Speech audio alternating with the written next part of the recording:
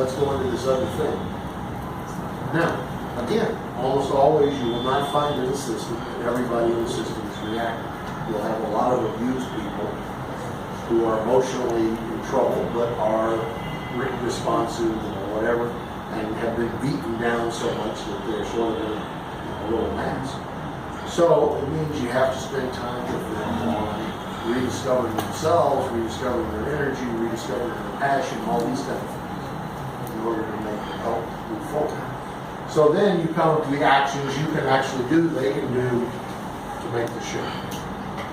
Again, you have to be really careful that you don't decide the shift they should make. Because if you do, great, you're a wonderful person, you're so smart, but they're living the life that they're living, and so you've got to help them live that life, not some other.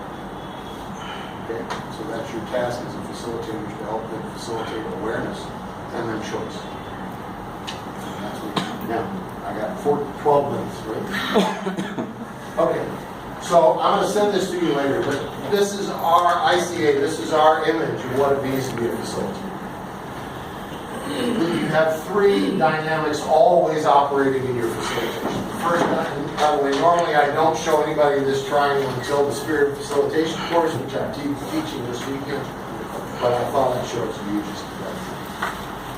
So the first level is knowing. It's about how do we get coherence in ourselves of our own understanding, but also in the group, so that as a comprehensive viewpoint, conscious discipline as a facilitator, and a futuric intention. Futuric intention is ICA language. It doesn't exist in English.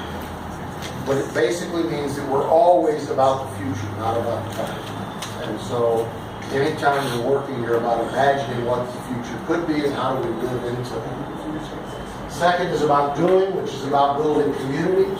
So as a facilitator, you've got your group facilitation skills. What is my skill set that helps this group come together as a community, helps this group act effectively as a community, effective team functioning, and responsible to, not responsible for the group. What that means is, as a facilitator, I am always responsible to be the best facilitator I can be to you and you. But I am never responsible for you.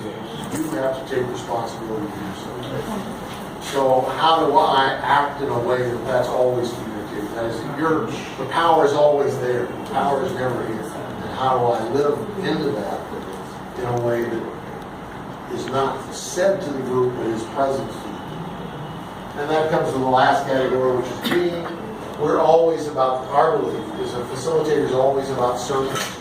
And therefore it's about collective learning tools. How are we bringing as much learning into the context as we can, staging meaningful events, and presencing respect for the I, the you, and the we. That means that in every group, there's I'm in the group, you're in the group, and we are also creating a dynamic of ourselves.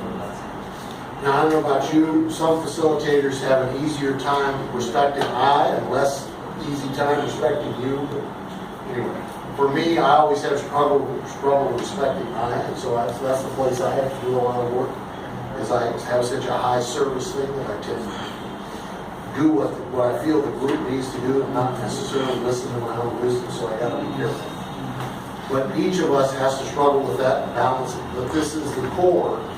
This presence and core, and respect is the core of what. So this is the model, like I said, this is our model around what we mean by the scope of facilitating. You do not have to have this model. I'm not selling it. I don't care if you take it or not. It's ours. The other things, I don't think I'm going to go through now because I wanted to close. You'll receive this. These are the top. ICA has our own